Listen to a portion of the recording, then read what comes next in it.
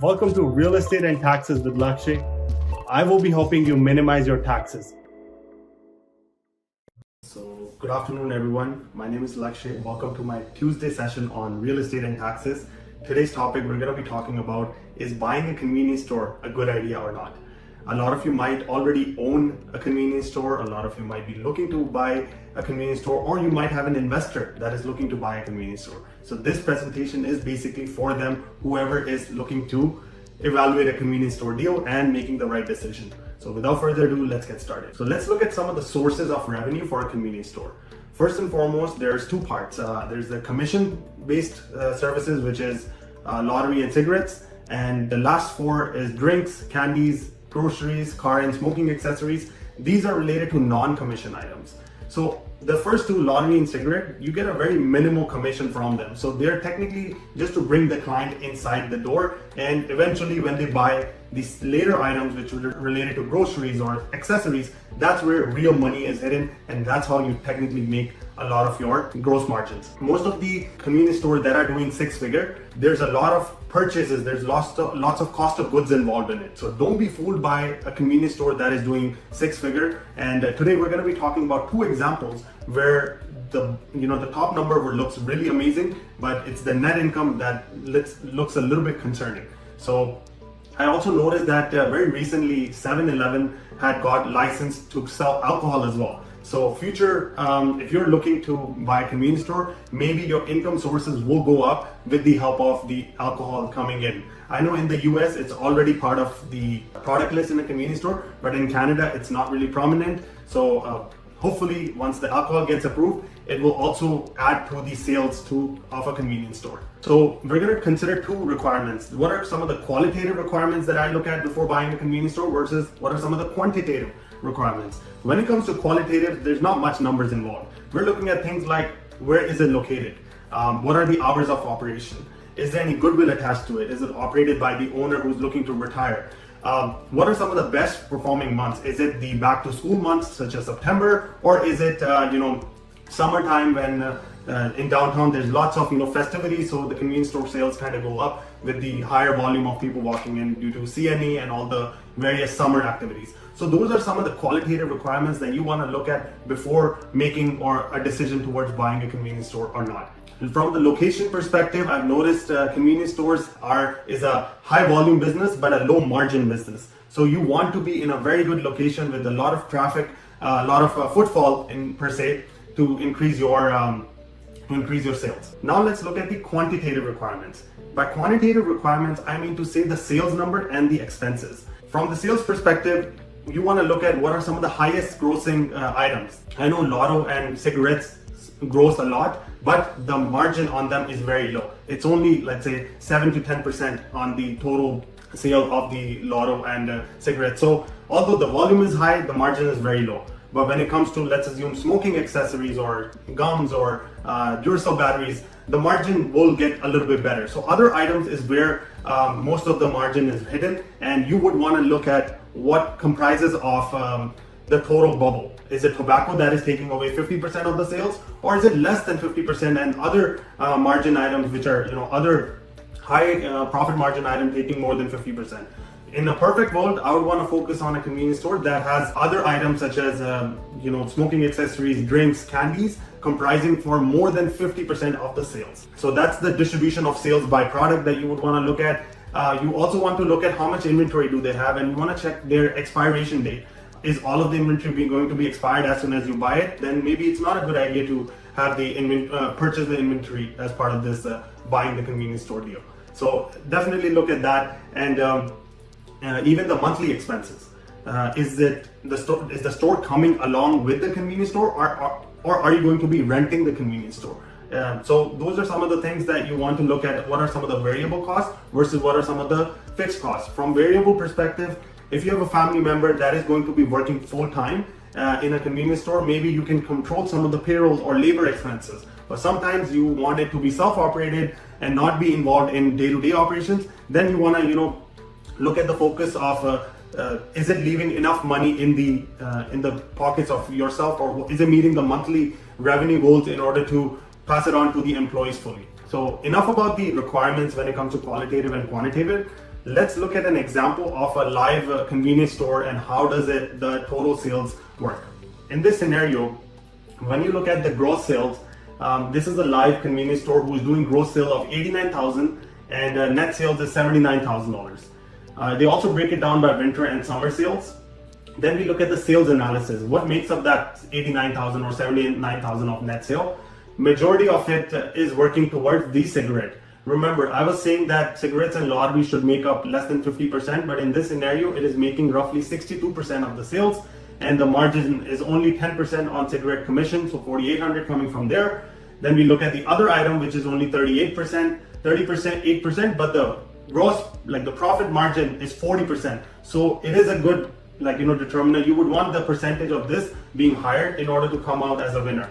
So 12 plus 4 plus it works out to 16,900. Then you have a lotto commission of 6,700. You have approximately total gross income of 23,606 on a month-to-month basis. This number looks good so far, I would say. And then the monthly expenses are very low because this unit is actually purchased. So they don't have any mortgage, and technically as this part of the deal, what they're trying to do is they're trying to sell the business as well as the property. 99% of the time, it's the sale of business. It is not sale of the property along with the business. So that's why the monthly expenses are very low, and you're walking away with $20,000 monthly net income, which is amazing on the books. This business is being sold for $2.4 million. Actually, 2,390 is the sale price, and I would say, if you wanted to look at it from a perspective that the property is coming along with it, and with the property, the mortgage might be $10,000 a month, you would still walk away with $10,000 net profit on a monthly basis. I feel like right now it's a little bit overpriced because 2.4 million is a lot of money to digest. The perfect price I would want to do is maybe 4 times the net income. If net income is roughly $20,000 a month, which works out to 240 a year, so 240 times 4 works out to almost 960, which is still like $1 million, not a easy peasy target. So it would take you, if you were to just buy the store and not the real estate attached to it, you would take approximately 4 to 5 years to recoup all of the money that you put in. So what I was saying was, if we call rental being 10,000, for example, you still walk away with 10,000 a month net profit, 20,800 minus 10,000 towards your rent or mortgage, you still look at 10,000 a month. So again, overpriced, not that great of an investment, I would say, because 10,000 a month is, there's no payroll here. You are paying yourself. So $120,000, you're basically buying yourself a job. Now let's look at example number 2. This one, the gross sale is working out to roughly $195,000. The net is roughly $173,000. Cigarettes constitute to 95% of the sales of this business. So with 5% commission rate on cigarettes, $8,200 gets collected a month. Other items, smoking accessory, candies, drinks, works about to 5% of the sale of the business. And on the other accessories, the margins are higher, so 35% of the sale works out to $3,000 of collection. So $11,000 is total sales with plus the commission from the lotto, works out to, and some miscellaneous ones, works out to $28,000 a month. This one looks a little bit better, I would say. They're selling it without the property, and they're technically requesting roughly $400,000 as a sale price of this.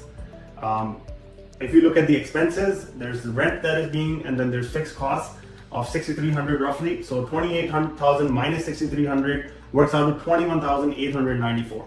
This is working out to be a little bit more in our favor, because $21,000, if I times that by 4.5 times 12, works out to $250,000 a year, times 4 works out to roughly $1 million. But we want to work on the net number. So in this scenario also, they're saying $400,000 being the sale price. I think this is a good option to buy, to be honest, because you're walking away with good amount of money, which is $21,000 a month. So I calculated, usually you operate a convenience store from 7 a.m. in the morning to 10 p.m. at night, right? Based on those hours and minimum wages you need, and you operate it, let's assume all 30 days, you need roughly $7,000. So $7,000 would cover the salary of roughly 2 employees, and $21,000 minus 7 would work out to again $14,000 and change, and maybe a little bit more miscellaneous expenses. So this would walk away with $12,000 a month, I would say. 12,000 times 12, again, $144,000 of income times, I would say, maybe 4, works out to 576 as the net, if I times the net income by the 4.5 multiple, you would be looking at roughly, $400,000 of, you would be looking at roughly 550, but their asking price is only $400,000. So this looks a little bit more profitable, a little bit more viable, I would say, when it comes to doing an analysis on a convenience store. How do we confirm that these numbers are actually making up for the, are matching to the tax documents? The best way to check that would be to look at the corporate tax filings, the HST filings, the lease agreement for place and the equipment, the point of sales reports, and the bank statements. A lot of the times that the corporate tax filings are not the right representation, but it is still a good backup to kind of support these numbers. So I wouldn't recommend proceeding without doing your due diligence or looking at these numbers. The POS reports is a great indicator that how much cash is being collected per day. And if you just look at those reports and try to tie it with your bank statements for the last 12 months, that'll give you a good understanding that is this business really doing the numbers that is suggested by the business owner. So highly recommend get the offline numbers as well as the online numbers that is filed with the CRA in order to arrive at your final decision of buying this or not buying this. The two things that I want to compare, the two examples that we did, I want to mention that, again, both of the examples, the percentage of sale for lottery and cigarette for commission items was actually higher than 50%. So whenever you're trying to buy a convenience store, try to go into a decision where at least these two items are not taking more than 50% because the profit margin on these are very low. You'd want to buy a convenience store business where the other items, smoking accessories, drink, candies, groceries, make up for more than 50 or maybe hovering around the 40 to 50% mark, because that is where the real profit of a convenience store is actually hidden.